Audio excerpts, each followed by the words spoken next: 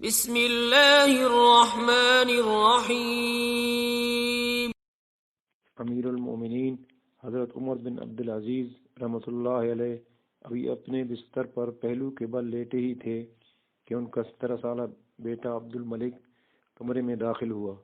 اس نے کہا، امیر المومنین، آپ کیا کرنا چاہتے ہیں؟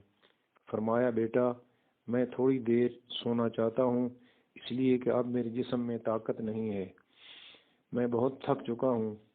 بیٹے نے کہا، امیر المومنین، کیا آپ مظلوم لوگوں کی فریاد سنے بغیر ہی سونا چاہتے ہیں؟ ان کا وہ مال جو ظلم سے چھینا گیا ہے، انہیں واپس کون دلائے گا؟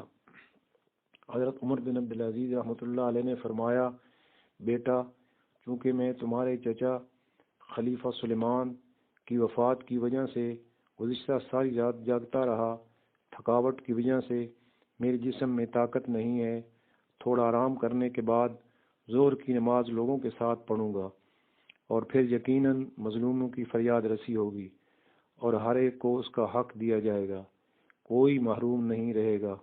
بیٹے نے کہا، امیر المومنین، اس کی کون ضمانت دیتا ہے کہ آپ ظہر تک زندہ رہیں گے؟ بیٹی کی یہ بات سن کر حضرت عمر بن عبدالعزیز رحمۃ اللہ علیہ تڑپ اٹھے، آنکھوں سے نیند جاتی رہی، تھکے ہوئے جسم میں دوبارہ طاقت لوٹ آئی اور ایک دم اٹھ بیٹھے اور فرمایا، بیٹا، ذرا میرے قریب آؤ۔ بیٹا قریب ہوا تو اسے گلے لگا کر پیشانی کو بوسہ دیا اور فرمایا، اللہ کا شکر ہے جس نے مجھے ایسا نیک فرزند عطا کیا جو دینی معاملے میں میری مدد کرتا ہے۔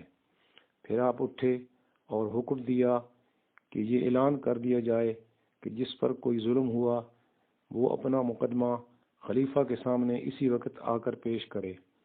چنانچہ مقدمات آئے اور آپ نے انصاف کے مطابق فیصلہ کیا۔ محترم ناظرین، آپ نے دیکھا کہ خلیفہ کے بیٹے عبد الملک نے کس طرح اپنے والد کو ایک اچھے کام پر ابھارا۔ اللہ تعالیٰ تمام والدین کو ایسی ہی نیک اولاد عطا فرمائے۔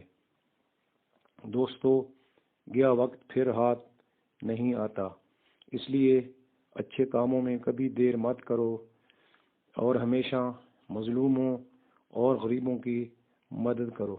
اللہ تعالیٰ اس سے خوش ہوں گے اور دنیا و آخرت میں بہترین بدلہ عطا فرمائیں گے۔